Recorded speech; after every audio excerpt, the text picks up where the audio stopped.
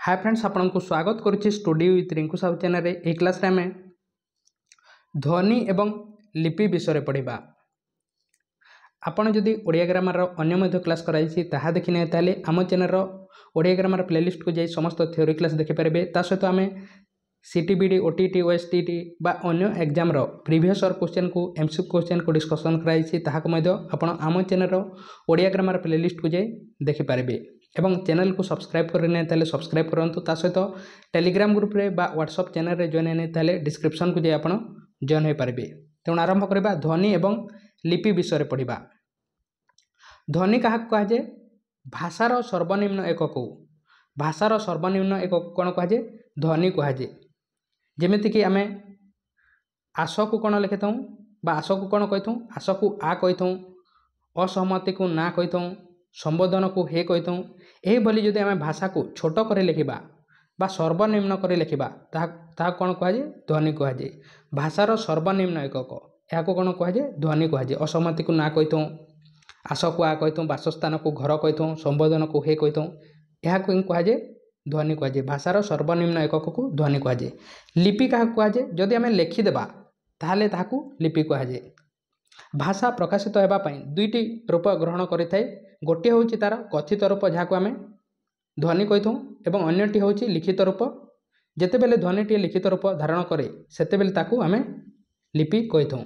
प्रत्येक सार्थक ध्वनि को चिन्हित करने गोटे गोटे लिपिर व्यवहार कर मोट उपर कहुए जे लिपि हूँ ध्वनिर सांकेतिक रूप बा आम ध्वनिर सांकेतिक रूप को लिपि कहीपर बा ध्वनिर लिखित रूप को आम लिपि कहीपर। ध्वनि को आधार कर आम ओडिया भाषा रे केते गुड़े वर्णर सृष्टि होती। से वर्ण मानक समाहार को वर्णमाला कहुए। एवं यहाँ को लेकिन आमर वर्णमाला को दुईटी भाग में विभक्त कराई। उच्चारण पद्धति अनुଯାयी भाषार ध्वनि समूह को दुई भाग में विभक्त कराई। स्वर ध्वनि एवं व्यंजन ध्वनि। यह स्वर और व्यंजन ध्वनि को आधार कर वर्णमाला को दुईटी भाग में विभक्त कराई। गोटे हूँ स्वर वर्ण एवं व्यंजन वर्ण। ये भली भाव में दुईटी भाग में विभक्त कराई। तेणु ता विषय में देखा स्वर ध्वनि कौन, व्यंजन ध्वनि कौन, स्वर वर्ण कौन, व्यंजन वर्ण कौन। प्रथम देखा स्वर वर्ण कौन।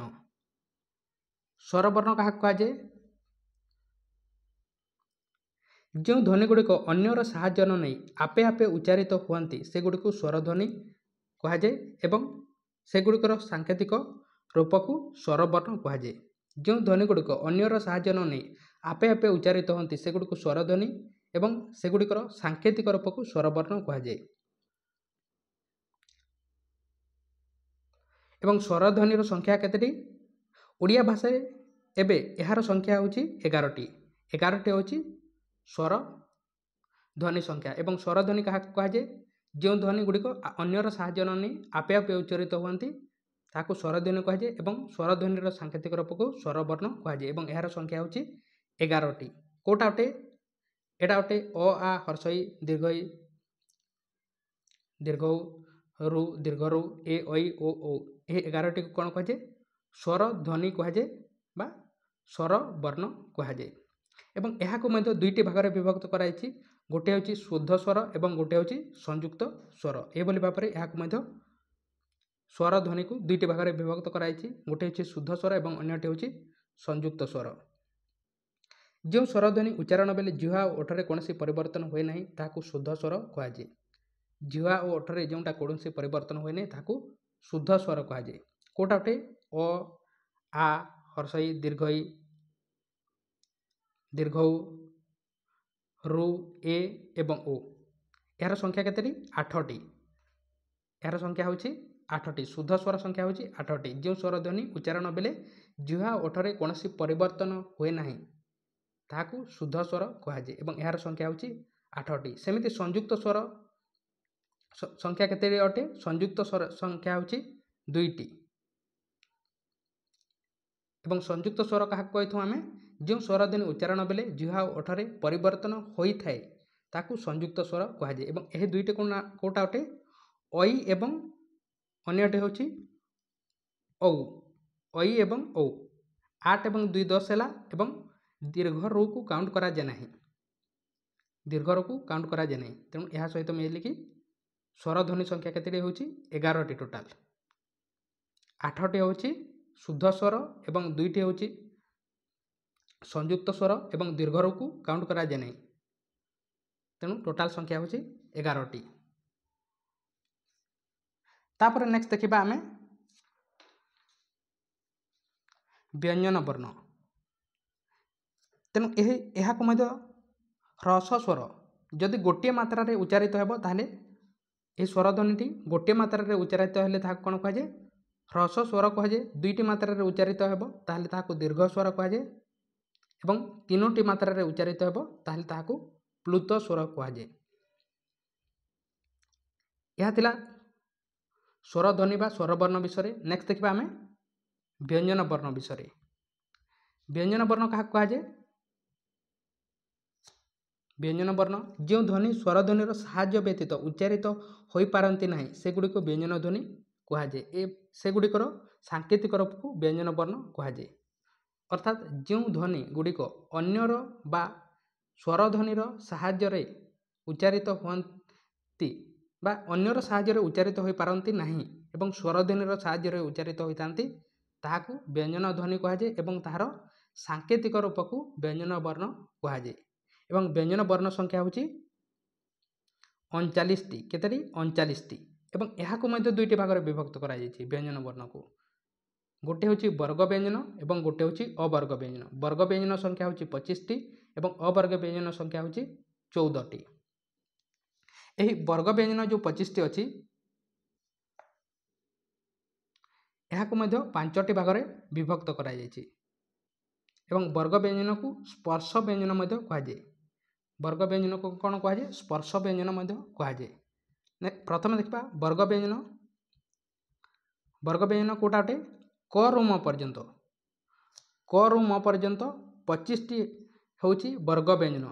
एगुड़ी को उच्चारण बेले जिह्वा मूल मध्य बा अग्र साहाय्य कंठ तालु मूर्धा दंत और ओष्ठ स्पर्श करिबारु पड़े। यही स्पर्श अनुଯାयी 25टी को 5टी वर्ग विभक्त कराଯାଇଛି। ए वर्ग व्यंजन जो 25टी अच्छी यहाँ 5टी भाग में विभक्त कराଯାଇଛି। काहाकू नेकी? यार स्पर्श को नेकी। तेणु यहाँ स्पर्श व्यंजन मध्य कहुए। कौन स्पर्श? जोटा कंठरे लगी थाए कंठ वर्ग, जोटा तालुरे लगी थाए आमर तालव्य वर्ग, जोटा मूर्धारे लगी थाए मूर्धान्य वर्ग, जोटा दांतरे लगी थाए दंत वर्ग, जोटा ओठरे लगी थाए ओष्ठ वर्ग। कोटा कौन अटे? क वर्ग। क वर्ग रे क ख ग घ ङ यह आमर कंठरे लगी थाए तेणु यहाँ कंठ वर्ग कहुए। च रे च छ ज झ ञ यह आमर तालुरे लगी थाए तेणु तालव्य वर्ग कहुए। ट रे ट ठ ड ढ न यह मूर्धारे लगी थाए तेणु मूर्धान्य वर्ग कहुए। त रे त थ द ध न यह दांतरे लगी थाए तेणु दंत वर्ग कहुए। एवं प रे प फ ब भ म यह ओठरे लगी थाए तेणु ओष्ठ वर्ग कहुए।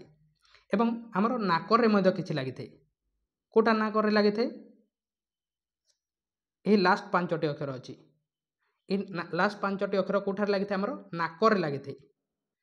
तेणु यहाँ को कौन कहुए? लास्ट 5टी अक्षर को अनुनासिक कहुए बा नासिक वर्ण कहुए।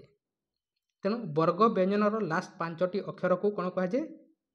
बा आपण को एग्जाम रे वर्ग व्यंजनर लास्ट 5टी अक्षर मध्य दे पारबा। प्रत्येक वर्गर 5म वर्ग को कौन कहुए? अनुनासिक बा नासिक वर्ग कहुए। एवं जो अवर्ग व्यंजन अच्छी एमध्य अनुसार विसर्ग एवं चंद्रबिंदु कम। अनुसार विसर्ग एवं चंद्रबिंदु कम यही तीनोटी को कौन कहुए? अनुसार विसर्ग एवं चंद्रबिंदु कम को अजुगभाई व्यंजन कहुए बा अविभाज्य व्यंजन कहुए। एमाने निजे उच्चारित हो पारती ना अन्यर साहाय्य उच्चारित होता।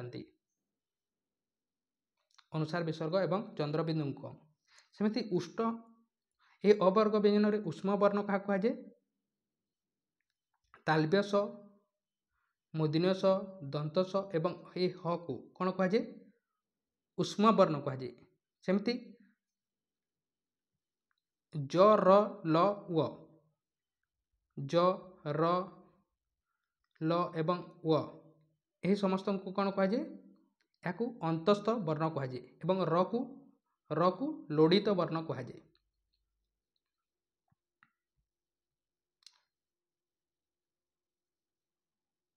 एवं अर्धस्वर क्या कहुए अर्धस्वर य एवं व को अर्धस्वर कहुए। तापर नेक्स्ट देखा मात्रा मात्रा कौन स्वर वर्णर सांकेतिक रूप को मात्रा कहुए।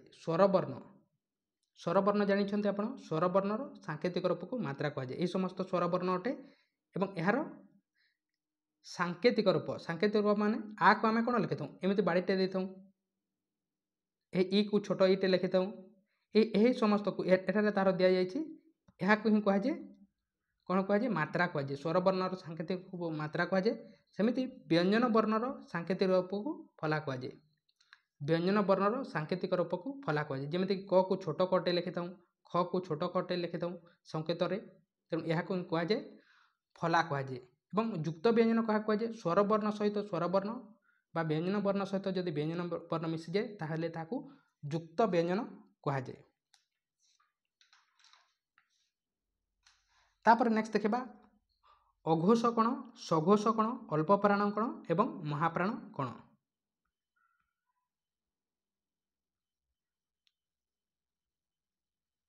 अल्पप्राण क्या कहुए ये वर्ग व्यंजन मध्य जोटा जो वर्णर उच्चारण बेले कम वायु दरकार पड़ी था ताकू अल्पप्राण कहुए।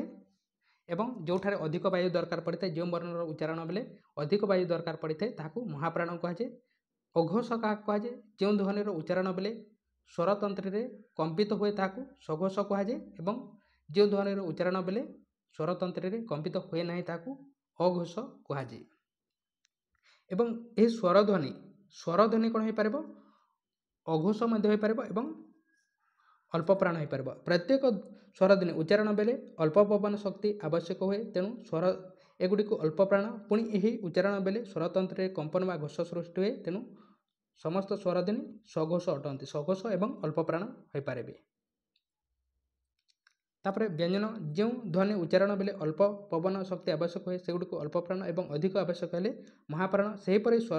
सेहीपरि ध्वनि उच्चारण बेले स्वरतंत्र में कंपन व घोष सृष्टि हेले सघोष एवं न हेले ताकू अघोष बोली कहुए। एवं कोटा कौन अटे ए वर्ग व्यंजन रे जो वर्ग व्यंजन अच्छी यह मध्य अघोष कोटा अटे फास्ट एवं वर्ग व्यंजन को 5टी आम 25टी अच्छी वर्ग व्यंजन करम पर्यंत या आम 5टी भाग में विभक्त करें एवं एथि फास्ट एवं सेकेंड टी कौन अटंती अघोष अटंती एवं थर्ड फोर्थ एवं थर्ड फोर एवं 5टी सघोष अटंती। जमती क वर्ग क एवं ख अघोष अटंती ग घ उ थर्ड फोर 5 सघोष अटंती।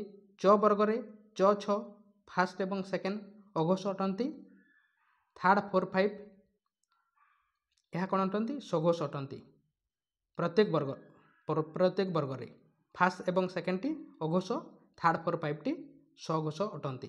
सेमिति अल्प प्राण रे प्रत्येक वर्गर फास्ट थर्ड एवं 5टी अल्प प्राण अटंती एवं सेकेंड एवं 4टी कौन अटंती महाप्राण अटंती। एठारे आपण देखिपारे क वर्ग रे क ग एवं उ यही तीनोटी कौन अटंती अल्प प्राण फास्ट थर्ड एवं 5 अल्प प्राण सेकेंड एवं 4 महाप्राण ख एवं घ महाप्राण।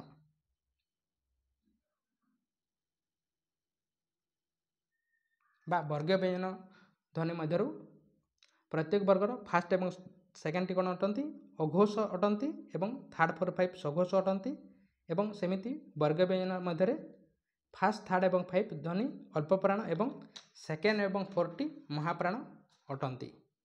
तेणु यह थिला ध्वनि एवं लिपि विषय आशा करछि आपण बुझी पारिथिबे। आपण एबे पर्यंत जदि चैनल को सब्सक्राइब करि नै तले सब्सक्राइब करंतु ता सहित टेलीग्राम ग्रुप रे जॉइन नै तले डिस्क्रिप्शन को जाई जॉइन पारिबे एवं व्हाट्सएप चैनल रे मध्ये हमर जॉइन पारिबे डिस्क्रिप्शन को जाई।